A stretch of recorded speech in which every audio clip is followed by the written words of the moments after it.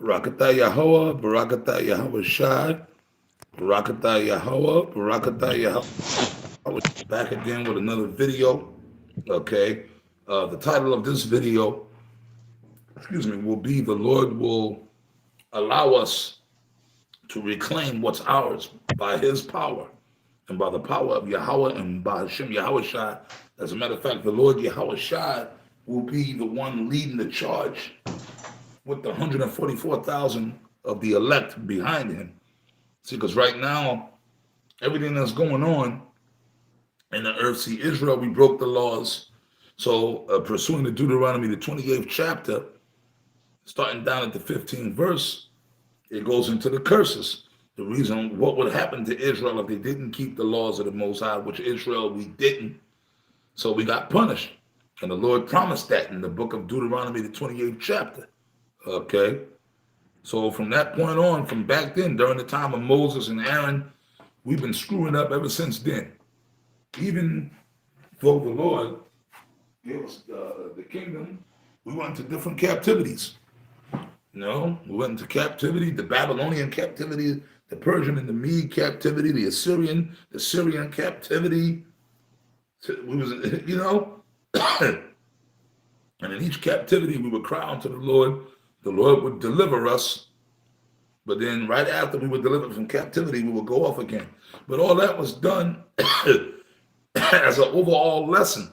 I did a video recently. Somebody had asked why would the Lord keep doing this and letting us go? Because it was all done as a lesson, building character, a lesson, an overall lesson to Israel and everybody else.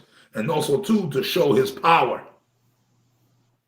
But the Lord gives men, the Lord controls all things. But on this earth, while you're here, you do have a form of free will in your spirit, in your mind, to make the right decisions or make the wrong decisions. The Lord sits back and lets things play out. He'll give you choices, man. But anyways, we made the mistake, and then here it is. We're in the which this captivity was the worst out of all those other captivities. This eclipses all those other, here in America, here in the Western Hemisphere. Because on this side of the world, all the 12 tribes we lost the total identity of who we were as Israelites.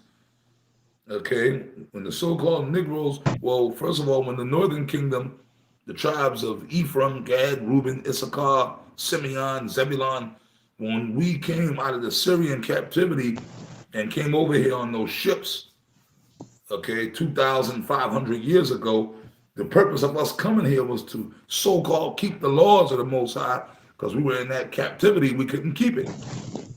But then as soon as we got over here, maybe for a little while we caught ourselves trying to keep the law. There were no other natives, there was nobody here. So this land, the Most High already had this land set up for us, the northern kingdom of Israel. But then maybe for a little while we caught ourselves trying to keep the laws. There were no other heathens or nobody else here hindering us. But eventually, what did we do? We got over here and we started going off. We started going off. Down through the generations, we went off into heathenistic customs like that Issachar, the Aztecs down there in Mexico and stuff. Killing and oppressing other smaller tribes. We built pyramids, and we built pyramids to the other gods and the sun god, and sacrificing our own people to the sun god. And all of us, even Gad, Reuben, we went off too. Gad started performing other rituals, the sun dance where they pierce their bodies and hang from the tree. So we started going off and doing all kind of heathenistic shit. That was before the Southern Kingdom even got here. Waging war on each other, putting each other in captivity. We was doing with the Northern Kingdom. We weren't no saints over here. Watch that movie Apocalypto. Okay, watch that movie Apocalypto. That explains it perfectly. That was Issachar down there putting hell on them. I mean, that movie right there, man. Shit, our people, we became heathens. You see, which was the purpose. The Lord took us out of our land and put us in captivities. So the spirit had it was all meant because the prophecy had to be fulfilled. This place called Babylon had to come. Esau had to come over here and conquer us. How you think it was the Lord's will over all? Okay, Deuteronomy 28:15. The Lord said it. So being that we wanted to come over here to this new land over here in North America, which at the time it wasn't called, it was really known as the land of Canaan, or in the Apocrypha it's known as Ashereth. Okay, the Apocrypha explains to you how the so-called Native American tribes got over here. Not no land bridge, not the other crazy shit they talking. And by the way, no, it wasn't no people from Africa that came here and the so-called Africans are the real. Look, those are all false doctrines that people are coming up with now to try to keep the tribe separate. Because now you get this new demonic weirdo doctrine. They're saying the so-called black people are the real Indians and the real Indians were black and all that other stuff. Look, man, that's all bullshit. Oh, yeah, and of course, yeah, the slave ships never exist. That's a lie. Because then that's set up to debunk what the prophecies say, too. In Exodus, they shall come by ships, saying that these so-called African-American people, they're the real native, they're the real American Indians. They were always here. And the white man just enslaved the real Indians. And so then what about the other people that live on the reservations that look like Indians? They're just, oh, those are just some heathens or white people that came out of nowhere, right? It doesn't even make sense. And then that debunks the whole thing of the slave ships. So you're saying that there never were slave ships. Slaves from Africa never came here because all these black folks, I'm talking about these regular so-called Negroes and Negro women, they're the real Indians. That's all bullshit. And it's not true. Now don't get me wrong, you got Gadites that look like Negroes because their father down the line somewhere might have dealt with a black woman. You know what I mean? So then the baby came out looking more like Judah than it did. And then, you know what I mean? Yeah, you got Negroes, or you got people who look like they might be Negroes, but their ancestry on their father's side and their father's line might go back to Gad or Reuben. You have that. We got brothers in the truth that are Gad or Reuben, but they kind of look like Judah. Yeah, you'll have that. But, you know, that don't mean every so-called black person is a Gadite or a Gadite or a Reubenite. It don't mean that. But anyway, staying on the point, we came over here first and started going off, and then going back into Exodus, was it 20:2, I shall bring thee into Egypt again with ships. So I don't care what nobody got to say. The Bible said, and then that's how the transatlantic slave trade came to be. The Negroes, West Indians, and Haitians came on the slave ships and got over here, right? But in this captivity, right, like I said, the Northern Kingdom, we were already here for shit 2,000 years prior. But our time here, what did? We started going off. So over time, we started forgetting about being Israelites. Certain small little customs that we would still do, we still held on to, like the fringes. The Native Americans, we wore the fringes, and some of our languages and certain little customs that we held on to. But overall, the Lord took the memory of Israel away from us too. Because what did? We started calling ourselves by these other names that we came up with. Cherokee, Lakota, Miccosukee, Cree,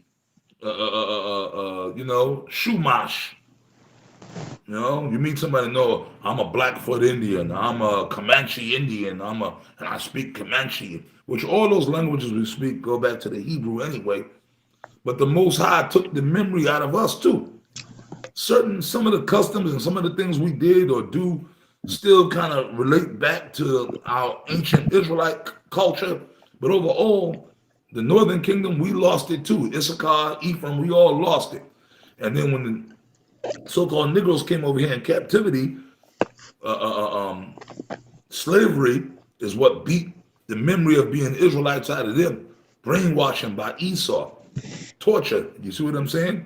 So through the generations, them jakes that came in the slave ships, a lot of them knew they were Israelites. So all together, we all ended up, all the 12 tribes, we all ended up over here together. All of us, with the help of Esau embellishing it, we all forgot about the memory of being Israelites was totally taken away from us. And that land over there, Jerusalem, none of us knew that land really belongs to us, not them Amalekites over there. Because it's Amalek that's running this whole show on earth, starting with the Illuminati and the elites. So here it is, we over here, the so-called Native Americans, we think in North America, Canada, this is our land. It is our land. It was our land, but it's not no more. The Lord gave it to Esau. But our real true homeland is over there in the Middle East, Jerusalem, Israel, Palestine, along with the Negroes, all of us, man. But the Lord is going to get, but guess what? The good news is, and we've all been here, since Esau been here for the past 600 years in captivity under Esau.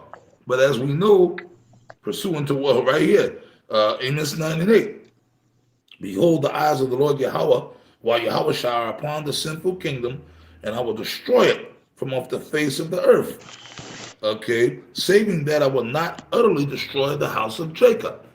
So right there, the Lord is going to destroy this land, America, Canada's, all that.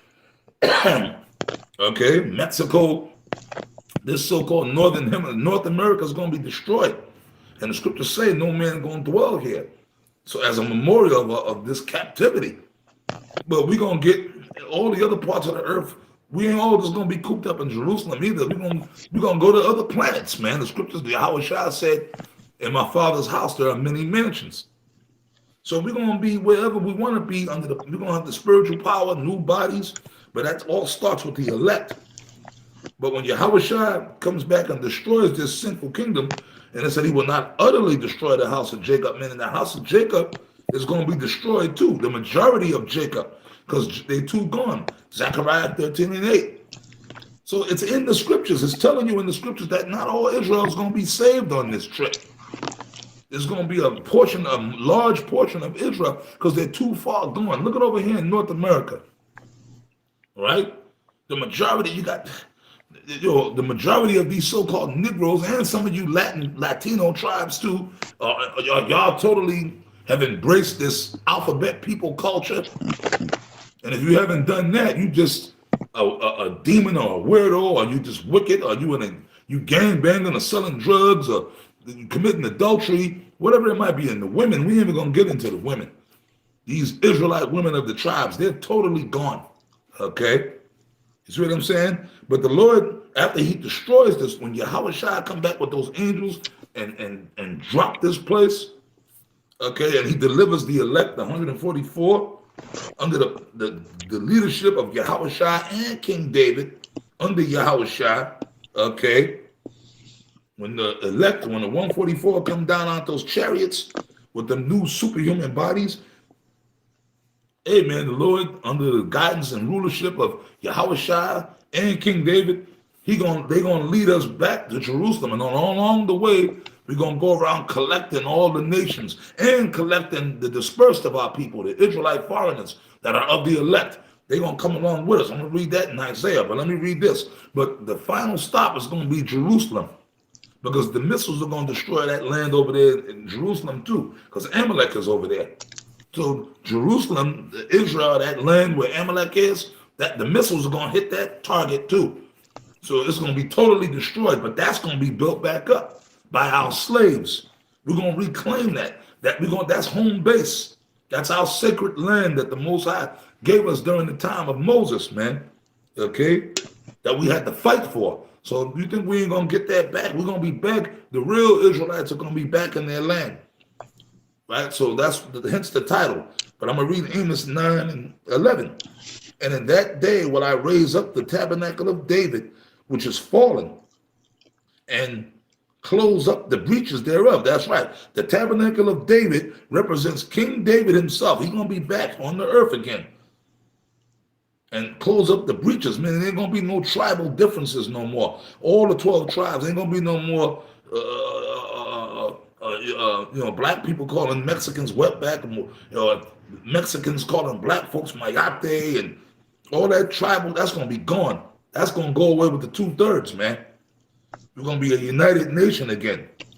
And I will raise up his ruins and will build them as in the days of old. That's right. That means David, King David, and his cabinet, the men that was with the 37 mighty men, and all the men that rock with David, they're going to be there too.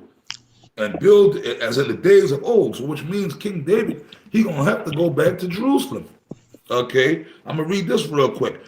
We're gonna have to be King David gonna sit on the throne in Jerusalem as the earthly king over Israel, right? I'm gonna read this, Galatians 4:26. But Jerusalem, which is above, is free, which is the mother of us all. That's right, man. Jerusalem, which is free. Jerusalem is going to be free again of the clutches of that damn devil, Esau, of them Amalekites, man. Okay? You see what I'm saying? Of them daggone Amalekites, man. They're going to be blasted up out of there. And the stragglers of all the other ones, because at that point, remember, we're going to have that spiritual power. We're going to have Yahushua and King David guiding us. The ones of us of the hopeful elect. And that's why the scripture says, give diligence to make your calling and election sure. That's why we got to be serious about this truth. We got to be into this thing. We got to be, because you want to be delivered, man. Now I'm going to go back to the book of First Chronicles 23 and 25, right? This is First Chronicles 23 and 25. Here we go again. For David said, and David was a prophet, the Lord Yahweh, power of Israel, okay, Yahweh Ba'ashem, Yahushai, have given rest unto his people, that they may dwell in Jerusalem forever. You see that? So the Lord, that's right. So when the Most High granted Israel with that land, it was meant for Israel to be in that land forever and to be at rest once Israel was in the land. But the Lord uprooted us out the land to punish us because we had to go through our punishments. We had to go through our punishments, but the Lord is going to return Israel back to that land.